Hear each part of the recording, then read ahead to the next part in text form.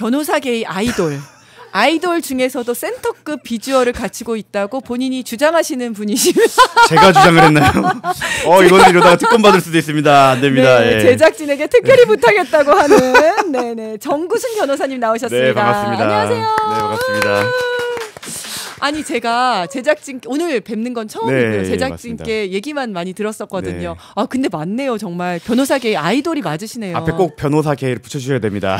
맞습니다. 네, 오해가 생길 수 있습니다. 네, 고소당할 수가 예. 있습니다. 네, 알겠습니다. 저 그리고 지난주 화요일 날 진행하셨다고 들었어요. 예. 네, 제가 월수목금하고 이제 화요일 날 하셨다고 딱 들었는데 했습니다. 예. 저의 진행 라이벌이라고 또. 그렇습니다. 예, 비중을 보시면 알겠지만 라이벌이기보다는 짐을 덜어드리고자. 네. 아닙니다. 굉장히 점점 포션을 늘려갈 야망은 있습니다. 그런 것 같습니다. 우리가 박정호 기자님을 네. 계속해서 이제 휴가를 보내고 좀 네, 장기 저와- 유럽 여행이나 뭐 그렇죠. 배낭 여행 같은 것도 있으니까요. 저 변호사님이 5대5로 하는 거 어떻겠습니까? 그렇다면 제가 또 유럽 여행에 대해서 또 자세히 일정을 짜드릴 수 있습니다. 알겠습니다. 감사합니다. 자, 우리 변호사님과 오늘 또 다양한 이야기 나눠볼 텐데요. 기대가 됩니다. 먼저 오세훈 얘기 먼저 해보겠습니다. 오세훈 서울시장은 명태균 의혹과 관련해서 뭔가 좀 자신만만한 그런 느낌이에요. 일단 특검이 자신을 기소할 경우에 공소유지가 어려울 거다 이렇게 얘기를 하는데 일단 본인이 기소될 거라는 것은 좀 알고 있는 것 같아요. 그리고 잘 아시다시피 기소가 어렵지 공소유지가 어렵진 않지 않습니까? 그렇죠. 예. 근데 그리고 수사하실 때 아시겠지만 수사할 때는 정보 비대칭이 좀 있다 보니까 네. 상대방 그러니까 즉 수사기관이 뭘 들고 있는지 모르니까 그때는 막연한 그 자신감이 있죠. 네네. 하지만 이제 증거 열람 등사를 하고 나면 그때 표정을 한번 보면은 확실할 것 같습니다. 그렇죠. 그때 되면 이제 쭈글해지는 경우가 많죠. 이런 게 있었네. 그렇죠. 변호인이 설명을 해주겠죠. 네. 시장님 이거는 이제 큰일 난 것 같습니다. 그렇죠. 이제 이런 얘기를 들었을 때 아마 이런 반응은 어렵지 않을까 싶습니다. 왜냐하면 보도를 통해서도 나오다시피 카톡이 이미 건네간 사실이 있었고, 네. 그리고 그 김한정 씨 그리고 강철원 전 부시장 또 정무부 시장이랑 그 타임라인별로 그걸 받고 뭐 강철원 부시장에게 돈을 받아오겠다 하고 부시장을 만나고. 김한정 씨를 만나고 강철원 부시장이 이제 돈을 받았으니 뭐 자기한테 이제 얘기하면 되겠다라는 스토리라인대로 딱 그 물증들이 다 나온 걸로 알고 있습니다. 그래서 네. 이거를 자기가 두 눈으로 보지 못했기 때문에 그리고 아직 선거를 앞두고 있기 때문에 조금 자신만만한 것 같은데 네. 조만간 기소가 되고 열람 등사를 하면 표정이 좀 바뀌지 않을까 싶습니다. 맞습니다. 그때가 되면 좀 이제 발언하는 내용도 좀 달라지지 않을까. 지금까지는 무조건 아니다라고 부인을 했지만 증거가 떡하니 나오면 이제 본인도 부인만 할 수는 없지 않겠습니까? 보통 그렇게 되면 이제 말수가 줄어드시면서 성실히 재판받고 나오겠습니다. 그렇죠. 이렇게 끝나시긴 하죠. 네네, 성실히 재판받고 나오겠습니다. 성실히 재판 받기를 바라고요. 그리고 또 이제 박성재 전 법무부 장관이 명태균 게이트와 관련한 창원지검의 수사 보고 내용을 김건희에게 전달한 이제 그런 정황이 나왔어요. 여기에 대해서 어떻게 보십니까? 사실 저희가 창원에 갈 때마다 네. 김건희 언제 하나요? 김건희 뭐라고요? 언제 하나요? 언제 하나요? 우린 말할 준비가 돼 있다. 네네. 제발 준비가 돼 있다. 막 네네. 계속 얘기를 했는데 그때마다 어떤 검사님 하늘을 바라보며 막 이러고 있었고 네. 어떤 검사는 저희도 하고 싶죠라고 이렇게 얘기를 했던 분도 계신데 네네. 이제 반응이 이해가 갑니다.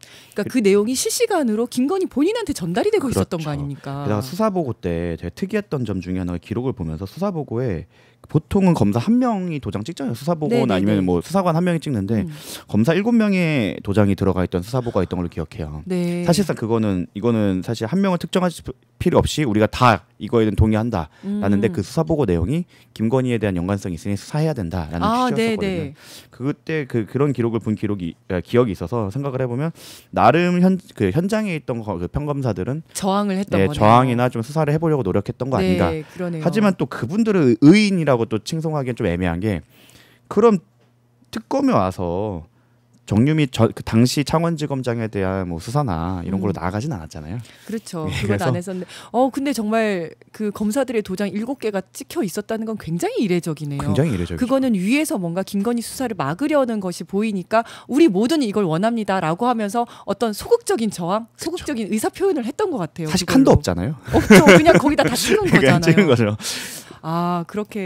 그런 상황이었었군요. 네. 근데 여기에 대해서 강혜경 씨의 반응이 혹시 어떤가요? 이게 어제 안 그래도 그 서울에 올라오셔서 미팅할 게 있어서 만났었는데 네. 이제 그냥 그럴 줄 알았다. 약간 이런 느낌이고 이제는 공익 제보자가 아닌 여론조사 전문가나 실무가로서 네. 이제 국민 여러분들께 여론조사를 좀 쉽게 설명해주는 이러한 좀 방식이나 이런 것들을 할 준비를 하고 계십니다. 왜냐하면 네. 사실 창원이 뭐 여러 분들이 계시겠지만 아무래도 조금 더 보수적 세체가 강한 도시이다 보니까 네, 네. 뭐 알바를 하든 뭘 하든 자꾸 이제 알아보고 손가락질을 하거나 욕을 하는 분들도 없지 않아서 일상생활이 쉽지가 않기 때문에 그래서 결국에는 서울로 올라오셔서 이것저것 방송이든 아니면 여론조사 관련한 업무를 좀 하셔서 일상으로 복귀해야 되지 않을까 싶습니다. 사실은 이제 국민의힘 당원으로서 국민의힘에서 아주 일 잘하는 보좌관으로 인정받고 쭉 네. 오신 것 같아요. 그런데 지금 이제 솔직하게 이런 이야기들을 이렇게 폭로를 하고 하면서 사실 이제 민주 시민들한테는 굉장히 박수를 받았지만 그 상황에서 더 이상 이제 국민의힘에 있을 수 없는 상황이 되셨잖아요. 굉장히 안타까우면서 굉장히 용기 있는 분이셨는데 좀 안타깝다는 생각도 듭니다. 실제로 저희가 중앙지검에 조사를 갈 때는 뭐 사람들이 기자분들이 많이 오시기도 하고 막 응원도 해주시고 시민분들께서 그렇게 하는데 저희 창원에 재판을 하러 가면 아직도 저희 재판 들어갈 때마다 욕 먹으면서 들어가는 경우도 꽤 있어서 네, 그런 상황이다. 그래서 그런 부분에서 좀 그 생계 부분이나 이런 부분이 좀 힘들었는데 거기서 도움의 손길을 언론 쪽에서 많이 주고 계셔갖고 네, 아마 네. 좀 앞으로 얼굴을 비추면서 여론조사 전문가로 좀 나아가려고 네. 하고 있습니다. 아니 정말 김혜경님 많은 국민들께서 김혜경님은 여사님이시고 강혜경 죄송합니다. 네, 강혜경님. 진행 자리를 뺏길 것 같은데 아무래도 강혜경님 많은 국민들이 응원하고 있으니까요. 정말 네. 용기를 내시고 네, 많이 지켜보고 격려 드리도록 하겠습니다. 자, 그리고 지난해 1월 윤석열이 김건희 수사 책임자였던 송경호 당시 서울중앙지검장을 삼청동 안가로 불렀다고 합니다. 이 만남 이후에 김건희 소환 움직임은 없어지고 중앙지검장 교체설도 수그러들었다고 하는데요. 대통령이 그야말로 자신의 배우자에 대한 수사를 지휘하고 있는 검찰 책임자를 만난 건데 이것도 심각한데 여기에서 만약 어떤 압력을 넣었다면 이건 명백한 직권남용 아니겠습니까? 사실 압력을 넣었다는 게 입증되기가 쉽지가 않겠죠. 물적 네. 증거가 없으면. 근데 그걸 그 직권남용죄에 당연히 압력을 넣었다면 해당하겠지만 입증은 쉽지 않을 거다. 네, 하지만 네. 그때 만났다는 것 자체가 그리고 그 굉장히 이후에 부적절하죠.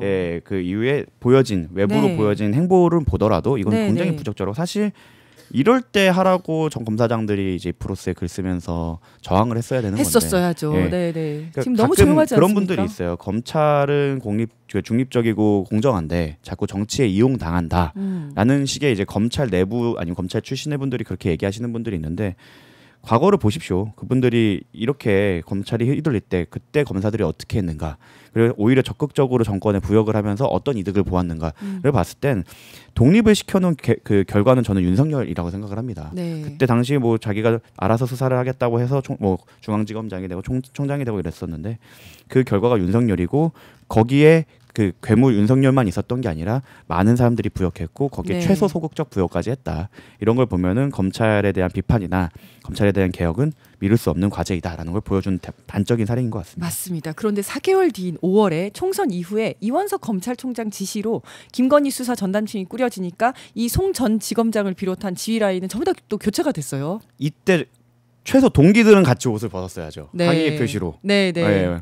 선배들이나 아니면 이제 고검에 계신 선배분들이나 이런 분들이 우리의 독립성을 해치지 마라라고 만약에 결연이 일어났다면 사실 지금 검찰이 하는 행동에 대해서 저도 지지했을 수도 있어요. 네. 정치권에서 독립하려고 저러는구나.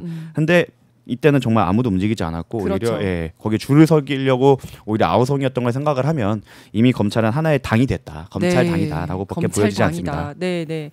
그리고 김건희가 박성재 전 장관에게 수사 압력 그리고 인사 압력을 했었던 정황들이 계속 드러나고 있습니다. 지난 디올백 사건 수사 때 김건희 윤석열 부부가 박성재 당시 법무장관에게 새벽 4시, 8시 차례로 검찰 인사에 대한 똑같은 메시지를 보낸 사실이 드러났어요. 윤석열이 내가 새벽에 일어나 봤더니 내 휴대폰을 뭐 내 와이프가 들고 있더라 이런 얘기를 했는데 이거 혹시 뭐 김건희가 이쪽으로도 자기가 보내고 저쪽으로도 보내고 이런 거 아닌가 이런 생각도 좀 들긴 해요. 제 뇌피셜로 하면 네, 네. 시간대를 보시면 윤석열 씨가 메시지를 보낼 만한 시간대는 아니다. 네. 아침 8시에 일어나서 문자를 보낼 거면 출근을 하셨겠죠. 그렇죠. 11시에 아니죠. 출근했던 점을 감안을 하면 이거는 네네. 다른 사람이 보냈을 가능성이 자고 높고 있었을 것이다. 자고 있었을 것으로 추정되는 사람이 과거 진술을 살펴보면 누가 그랬는지를 당연히 추정하기가 쉽다. 그리고 저희가 지난 항소 때 그 대장동 항소 때 신중검토라는 4글자 네. 인해서 정말 뭐 전 법무부 장관부터 시작해갖고 엄청 들고 일어나지 않았습니까? 맞습니다. 그분들이야 사실 저는 그분들이 사건 당사자라고 생각을 해요. 연관돼 있기 때문에 자신들의 비위나 자신들의 불법이 드러날까봐 그런 거는 이해합니다. 오히려. 근데 참 소위 재야 아니면 중도를 표방한다고 자기는 얘기하는 법조인들이 그때 민낯을 많이 드러냈거든요. 봐라 이재명 정권은 또 검찰을 손에 쥐고 칼을 흔들려고 한다라고 했던 분들이 되게 많아요. 네. 법조 쪽에 특히나 그 뭐 자기는 정치색이 없다라고 주장하시는 분들 중에. 근데 어제 이 보도가 나오고 저희 유심히 봤어요. 네. 그분들이 그렇게 준동을 하시지 않더라고요. 아니 정말 웃긴 게 딱 네. 정확하게 짚어주셨는데 정성호 장관은 장관이다 보니까 지휘를 할 정당한 권한을 가지고 있는 사람 아닙니까? 그래서 사실 지휘도 아니고 신중 검토라고 이야기를 했을 뿐인데 그것 갖고 들고 일어나는데 이거는 그야말로 피의자, 범죄자잖아요. 범죄자가 이제 박성재 그 법무부 장관에게 지휘를 했는데도 불구하고 이거 가지고는 이렇게 조용하다는 게 정말 납득이 안 되는 거죠. 제 SNS를 보시면 알죠. 대부분 저는 그냥 운동하는 거나 강아지밖에 안 올리는데 거기까지 찾아오셔갖고 막 입장이 뭐 방송 가서 이런 얘기를 했네 저런 얘기를 하면서 막 그래요? 그게 열을 내시던 법조인 분들이 계세요. 어디 계십니까? 네. 이 기사에는 조금 입장을 밝히셔야 되는 게 아닌가. 그러니까 저희 보수의 법조계라고 하는 그 조직이라기보다는 그 업계가 얼마나 보수적이고 편향되었는지를 확인할 수 있는 한 2주가 아니었나 싶습니다. 맞습니다. 혹시 강아지는 어떤 강아지 키우시나요? 말티푸라고 말티즈와 푸들이 푸들이야. 너무 귀엽더라고요. 너무 귀엽습니다. 이제 그게 새로운 거의 종이 네, 됐더라고요. 거의 말티푸의 점유율이 많죠. 갈색인가요? 이게 말티푸의 장점이 뭐냐면 그 어떻게 클지 모릅니다. 랜덤이죠. 얘가 푸들처럼 클지 말티즈로 클지 모릅니다. 데리고 올 땐 갈색이었는데 얘가 이제 거의 하얀색이 돼가고 있습니다. 그 정말 하루하루 지켜보는 그게 너무 즐거울 것 같아요. 알겠습니다. 김용현 변호인, 강아지 얘기하다 보니까 또 비슷한 김용현 변호인에 대해서 얘기를 좀 해보도록 하겠습니다. 정말 막말이 점입가경인데요. 요거는 안 나왔었는데 지난 26일 자신의 유튜브에서 이재명 대통령에 대해서 대통령 호소인이라고 이야기를 하면서 더 이상 판사 이진과는 내 적수가 되지 않는다. 나는 이제 대통령과 뭐 상대할 거다. 이런 막말을 쏟아냈어요. 여기는 이제 정론 채널인 오마이라서 저도 그럼요. 심하게 말 못했지만 저는 이럴 때는 먹금이 답이다. 먹금이 뭐예요? 먹이 금지. 네네. 먹이를 줘서는 안 된다. 네네. 그래. 그래 알았어. 징계 받아. 그래 알았어. 멀리 안 나갈게. 왜냐면 사실 이진관 판사를 상대로 하다가 이제 그 감치도 이제 당할 예정이고 감치가 어차피 집행이 될 거잖아요. 그리고 만약에 그때 감치 재판 중에 했던 걸로 또 받는다고 하면 그때는 더 심한 얘기를 했다고 하면 20일 플러스 15일이면 35일입니다. 또 집행이 이제 12월 달쯤에 될 것 같은데 가장 추울 때 들어가요. 그렇죠. 추울 때 들어가서 크리스마스와 새해를 잘 보내고 나오시길 거기서 바라겠습니다. 보내고 나오고 거기서 이제 뭐 특식 먹고 나오겠죠. 특식도 나오는군요. 그런 걸 생각을 하면 아마 지금 판사한테는 개기면 안 되겠구나 라는 생각을 하고 자기를 탄압해준 서사를 했을 때 자기가 탄압당했을 때 가장 극적인 사람을 아마 고른 거겠죠. 대통령에게 탄압당했다고 나중에 자기를 지지하는 사람들이나 이런 사람들 팔기 좋고 또 이분들이 약간 극우계 신교와 연관이 돼 있다 보니까 제가 장담하건대 이분들 감치에서 나오면 그 부활 레토릭을 쓸 겁니다.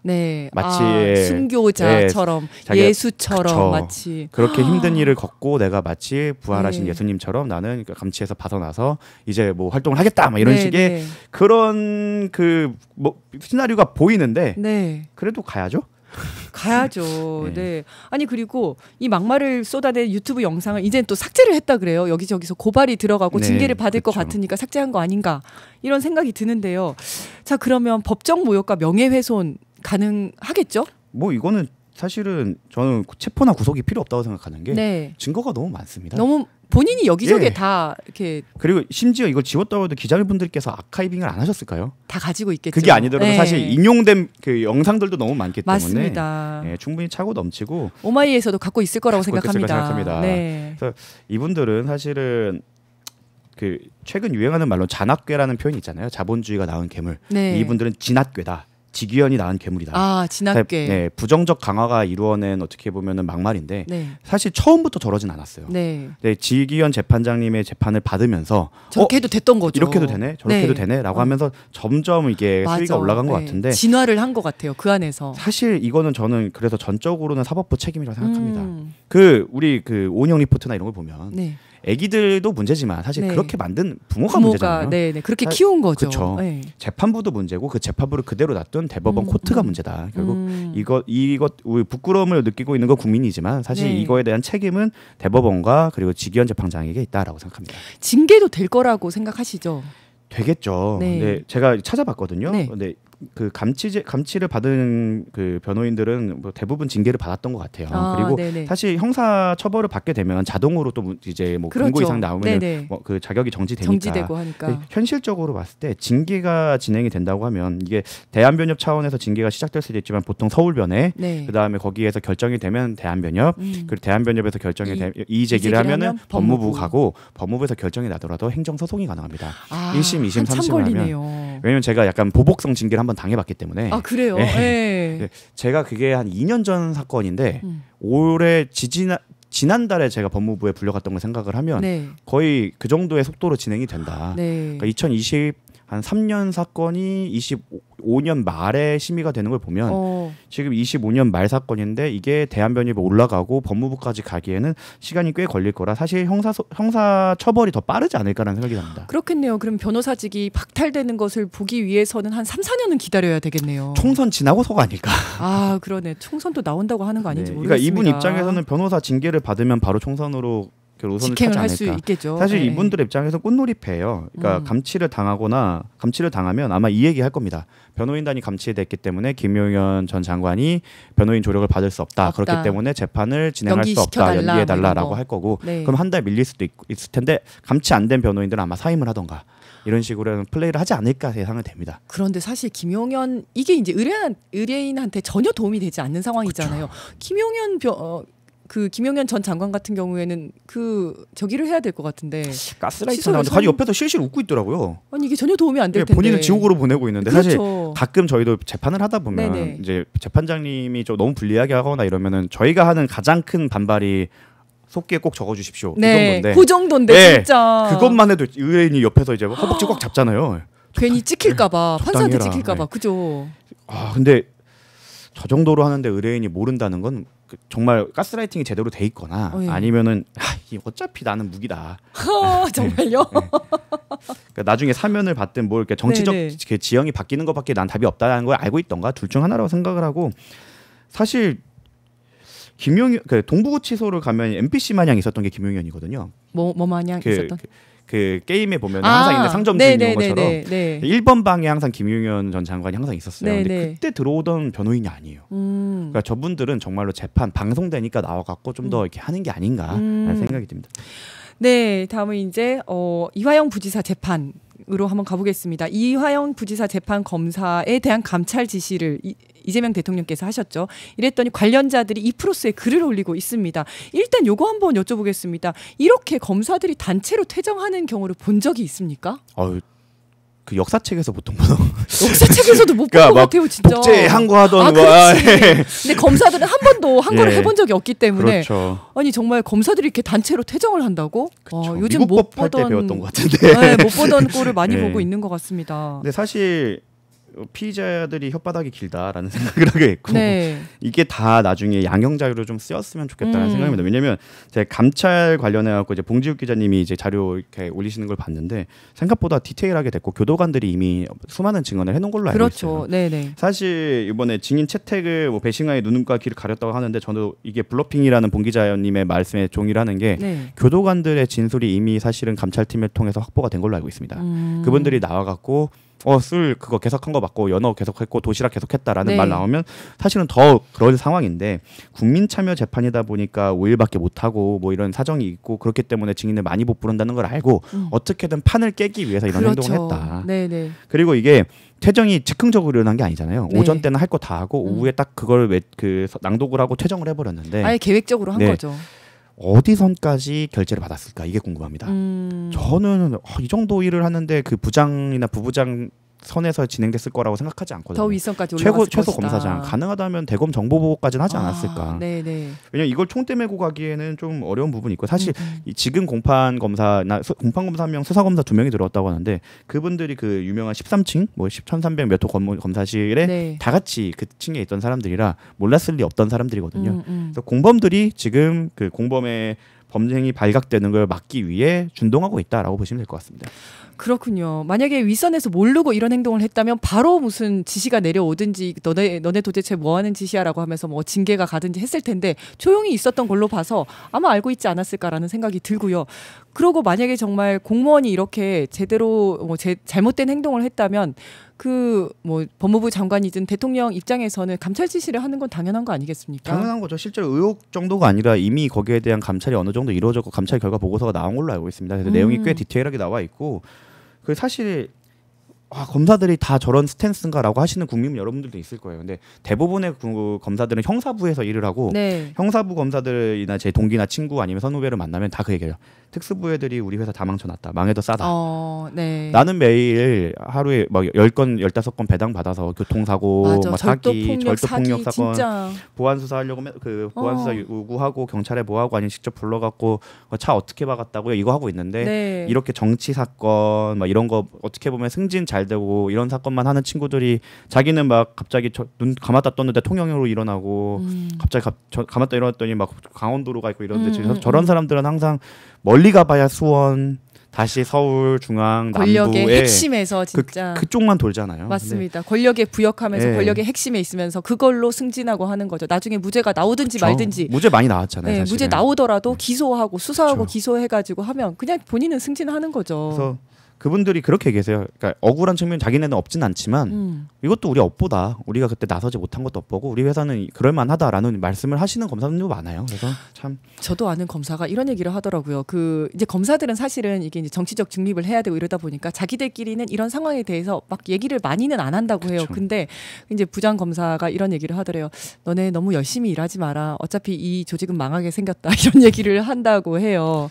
네, 그렇다고 합니다. 네. 자, 그러면 이제 한덕수 구형으로 한번 넘어가 보겠습니다.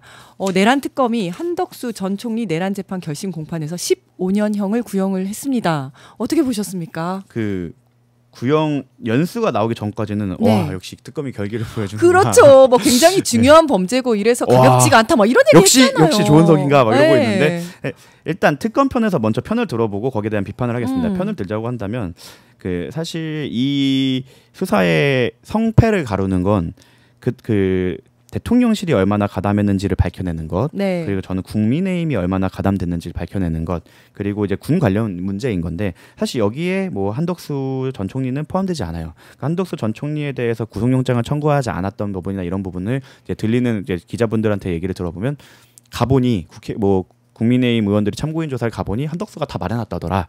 이런 얘기가 워낙 많이 돌았잖아요. 네네네. 그런 걸 생각하면 어느 정도의 플리바게닝이 있지 않았을까? 그랬을 것 같아요. 라는 생각을 합니다. 근데 여기까지는 이제 특검의 편을 들어주는 거. 하나 더 하면 고령의 나이를 생각하면 사실상 15년이면 이제 뭐 나올 수 있겠냐. 왜 지금이야 조선호텔에서 수영하시고 그러니까 건강하시겠지만 이제 들어가서 있으시면 뭐 식단은 잘 되겠지만 운동을 그렇게 빡세게 할 수는 없으니 뭐 이게 사실상 여명을 거기서 마무리하는 게 아니냐라는 이제 특검 측의 논리가 있을 것 같고 근데 반대로 생각을 하자면 내란이잖아요. 그렇죠. 그리고 2인자고 저는 이분이 내란 12월 3일 당시의 행적으로만 보면 15년이 적당할 수도 있겠지만 이 사람은 내란이 정말로 종결되는 사실 윤석열이 탄핵되기 직전까지 했던 행보를 보면 그 양형에서는 정말 가중처벌해야 될 요소가 정말 많다고 생각해요. 갑자기 한동훈 전 법무부 장관이 손을 잡고 나와서 어떠한 법령 근거도 없이 저희가 정권을 이어받겠습니다. 그래서 한 공동정부를 하겠습니다. 네. 이러지 않았습니까? 저희는 당신을 뽑은 적이 없는데요. 그렇죠. 갑자기 왜 튀어나와가지고? 네. 아니 그렇게 법조인 이분 한 분은 김앤장 출신, 한 분은 뭐 법무부 장관 출신이라는 네. 사람들이 법조문에도 없는 권력 근거를 갖고 와갖고 그렇죠. 갑자기 자기네가 정권을 접수하겠다고 하질 않나. 그리고 갑자기 새벽 3시에 갖고 자기가 뭐 대통령 후보가 되겠다. 그렇죠. 예. 이런 것들을 보고 그리고 사실 권력을 찬탈하려고 했었던 찬탈하려고 사람이에요. 했었던 거죠. 예. 그리고 헌법재판관은 임명하지 않겠다. 맞아요. 이런 걸 생각하면 네. 사실 가중처벌 요소가 너무너무 많습니다. 자신의 범죄가 드러나지 않도록 최소한 수사를 방해하도록 네. 이렇게 했던 것들이 너무 많기 때문에 12월 3일만 본다면 15년이 적당할 수도 있지만 그 뒤에 했던 행위들, 양형 요소들을 고려하면 15년 너무 적다. 15년 선고가 나와도 조금 아쉬울 판인데 맞습니다. 네. 근데 15년 구형은 너무 적고 사실 이진관 재판장님에게 너무 큰 부담을 주는 거다. 예, 여기에서 20년, 25년을 선고하면 분명히 또 항소를 할 거고 거기에 대한 국민의힘이 뭐 편향된 판사다, 뭐 이진관 대법원장 시키려고 하냐 이런 식의 비판이 분명히 원색적 비판이 있을 거거든요. 네. 참 외롭게 돈다. 왜냐하면 대법원도 그 감치 사건 때 대법원이 나서서 행정처가 나서서 조치를 하지 않았기 때문에 한 재판부의 재판부가 먼저 입장을 밝혀야 되는 그런 참담한 상황이 났었고 사실 재판관이 그걸 밝힐 이유가 없습니다. 네. 법원 차원에서 해줬어야 되는 건데 그때도 모든 부담을 한 명의 재판관에게 주더니 특검조차 재판관에게 양형에 관해서 부담을 줬다. 그래서 참 안타깝습니다. 그러니까 이제 내란숙의 방조 혐의였는데 그렇다면 10년 이상 50년 이하지 않습니까? 이제 그렇다면 제가 생각을 했을 때는 한 40년 정도를 구형을 하고 실제 나온 형이 20년에서 30년 형 정도 나오면 적절하겠다라고 생각을 했었는데 5년 이상이기 때문에 5년 이상은 주요 주요로 만약에 간다고 하면 네네. 방조면은 그렇게 10년일 수 10년 있지만 이상 주요로 만나게 간다고 주요 하더라도 임무 종사자로 가면 5년 이상이죠. 장량 감경 2번 하면 2년 6개월, 아, 1년 3개월까지 가죠. 1년 3개월까지 가능하죠. 2번 깎을 수 있으니까. 네.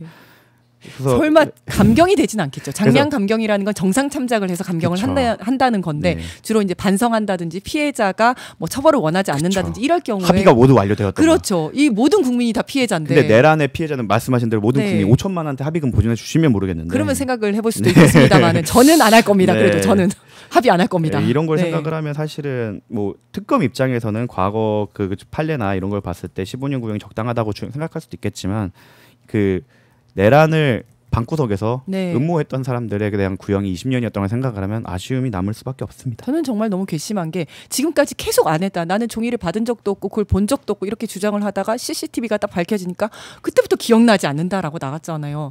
하나하나 밝혀질 때마다 그만큼만 인정을 하거나 기억나지 않는다라는 식으로 나왔는데 여기에 대해서 반성한다라고 인정을 해주는 것 자체를 저는 받아들일 수가 없어요. 저뿐만 아니라 모든 국민들이 정말 받아들일 수 없을 거라고. 저는 참 변호인이 얄밉게 잘한다는 생각이 들었습니다. 잘하는 것 같아요. 구속도 안 됐잖아요. 진짜. 그러니까 김용현 전 장관이 꼭 보십시오. 변론은 저렇게 하는 겁니다.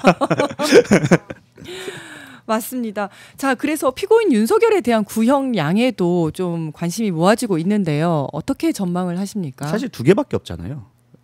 무기 금고까지 하면 3개인데 금고는 잘 안 나오니까 네네네 사형과 무기징역 징역을 하셔야죠. 징역을 하셔야 되는데 저는 당연히 사형 구형을 해야 된다고 생각하는 게 워낙 너무 많습니다. 이분이 그 일반 이적으로밖에 기소를 못했지만 사실 그때 전쟁을 진짜 일으켜갖고 뭐 노아 예방주니 뭐 이런 너무 얘기가 악질적인 거예요.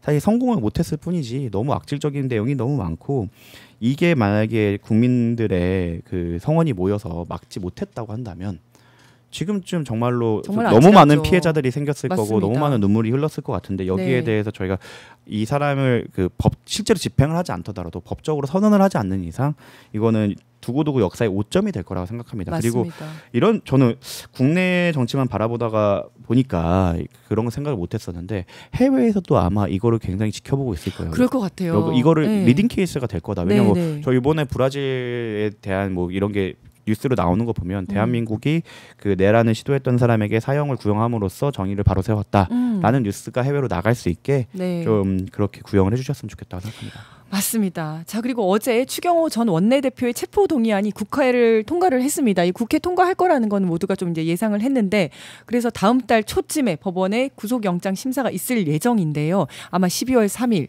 내란 1년 되는 날 아마 영장 실질 심사가 있을 것 같습니다. 법원이 과연 발부를 할까요? 일단 통과 때부터 말씀을 드리면 불체포 특권을 포기하는 방법은 없습니다. 그러나 본인이 이제 뭐 하지 않겠다 이렇게 얘기는 했었죠. 테토남처럼 그래놓고 테토남. 어차피 될 건데 포기하는 건 포기가 아니에요. 그건 애견입니다. 센 척하지 않으셨으면 좋겠고. 그리고 여기 반대표가 좀 나온 걸로 아는데 이거 누군지 한번 확인해보고 싶다는 마음이 좀 들었고요. 그 반대표인지 기권인지 모르겠습니다. 기권도 좀 나왔고 반대표도 좀 나온 걸로 알고 있어요. 그 영장 청구 시점이 참 절묘하다. 조은석 특검답다라는 생각이 들었어요. 2일날 청구해서 3일날 나오게 하는 그거 같은 경우에 어떻게 보면 재판부에 부담을 주는 것 같은데 저는 거의 항상 이 내란 사건을 보면서 영장에 대해서 예측을 할 때마다 너무 많이 틀려서 저도요. 거의 역배의 귀신이 되어 있습니다. 그래서 혼신의 영내발을 좀 떨어보자면 기각이 될 것이다라는 생각을 합니다. 왜냐하면 기각이 될 것 같아요. 저는 박성재 장관을 보면서 해석이 안 됐어요. 저도요. 전 너무 깜짝 놀랐어요. 제가 그때 당시 그 계절학기 교수를 하냐 마느냐를 고민하고 있었는데 이걸 딱 보자마자 포기했던 게 이걸 설명할 자신이 없었습니다. 형사소송법상으로 어떻게 설명하나요라고 물어보면 제가 설명할 자신이 없어서 포기를 했었는데 추경호 원내대표에 대해서도 사실 비슷한 결과가 나오지 않을까. 왜냐하면 지금까지 법원의 행태를 보면 두 가지로밖에 해석이 안 됩니다. 그 본질로 다가가는 걸 막겠다. 네. 윤과 김과 직접 관련된 뭐 웰바이오텍 아니면은 박성재 장관 같이 직접 관련된 사람을 자르겠다라는 의도인지 제가 해석한 의도입니다.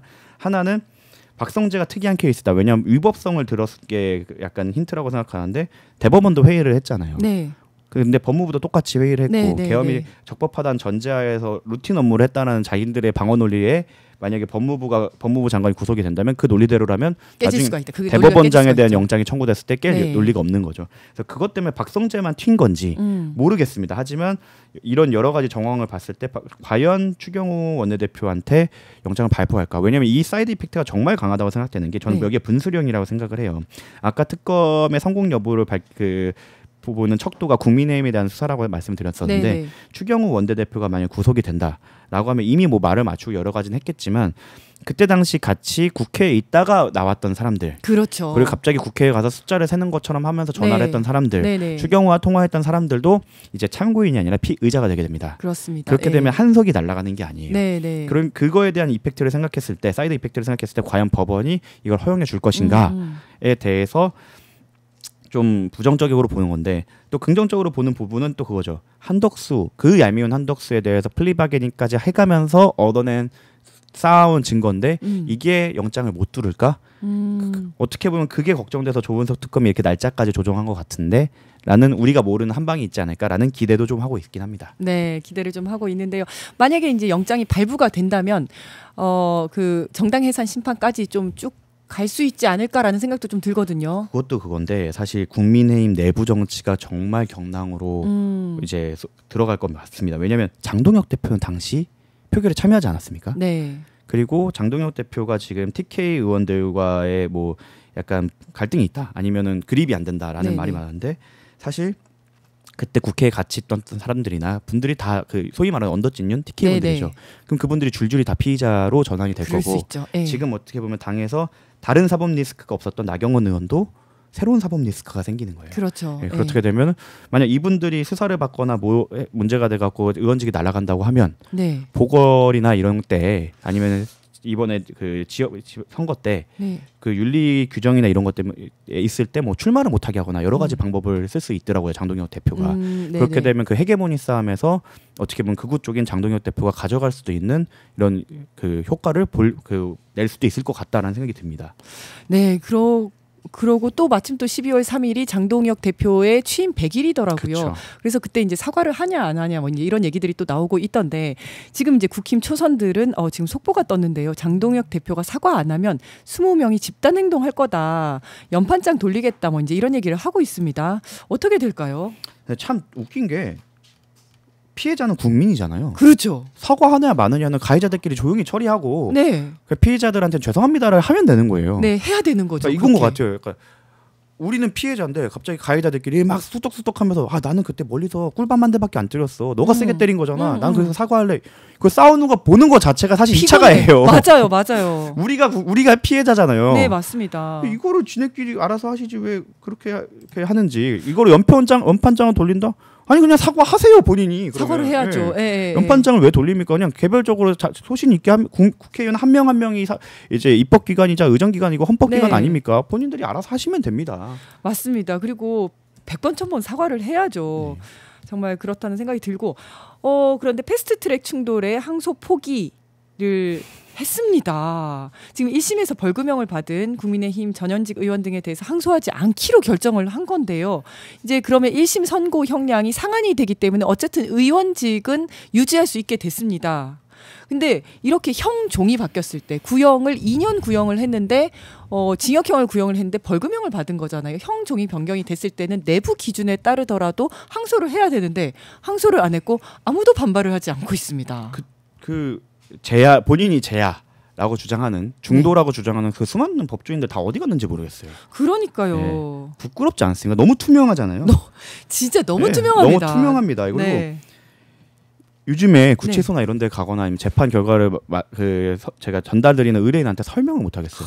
그러니까요. 검찰이 항소 안 하겠죠? 그러니까요. 저는 그래서 합니다. 지금까지는 기준이 있음에도 불구하고 무조건적인 항소를 그냥 네. 하지 않았습니까? 그래서 이 사람이 무죄로 나오든가 말든가 계속 한 3년이고 5년이고 괴롭혀왔어요. 그런데 지금 갑자기 항소를 안 하기 시작하면서 이제는 항소를 해도 욕먹고 안 해도 욕먹는 이런 상황이 됐어요. 앞으로 그러면 일반 국민들의 입장에서는 이거를 전혀 예측할 수 없는 상황이 된 거잖아요. 아니요, 그냥 항상 할 거라고 생각합니다. 검찰은 바뀌지 않습니다. 일반 국민들은 다 항소를 우리 그때 한다. 그 직위원식 계산 네. 보지 않았습니까? 그렇죠. 그때 그래서 윤석열만 딱 풀어주고 네, 저희 문을 다시 닫았죠. 사실 제가 구치소 때 정말 너무 많은 질문 받았어요. 네. 그럼 나도 되나? 근데 이제 제가 물어봤죠. 혹시 전직 대통령이신가요? 라고 물어봤는데 이거는 사실 그게 헌법에도 위반되고 말이 법조인 입에서 나오면 안 되는 말이긴 네, 한데 네. 그렇습니다. 이러한 항소 포기는 다시는 없을 겁니다. 제가 볼 때는. 일반인 국민들한테는 무지성 항소 포기가 이게 구조가 어쩔 수가 없어요. 항소 포기하려면 보고서 많이 써야 돼요. 그래서 어쩔 수가 없을 거다. 근데 참 너무 투명하고 검찰은 사실상 국민의힘의 외곽 단체 아니면 외곽당 검찰당이 있으니까 이분들은 네, 검찰 그런 네. 게 아닌가 싶습니다. 네, 너무 안타깝습니다, 정말. 최혜병 특검팀이 오늘로 수사 기한이 만료가 되었습니다. 오늘 오전 11시 종합 수사 결과를 이제 곧 있으면 11시네요. 발표할 예정인데요. 또 박정원 대령의 변호인이셨어요. 네. 최혜병 특검 수사 종료에 어떤 마음이 드십니까? 지금 단톡방에서 제가 또 업무를 하나 맡았는데 네. 거기에 대한 입장문을 써라.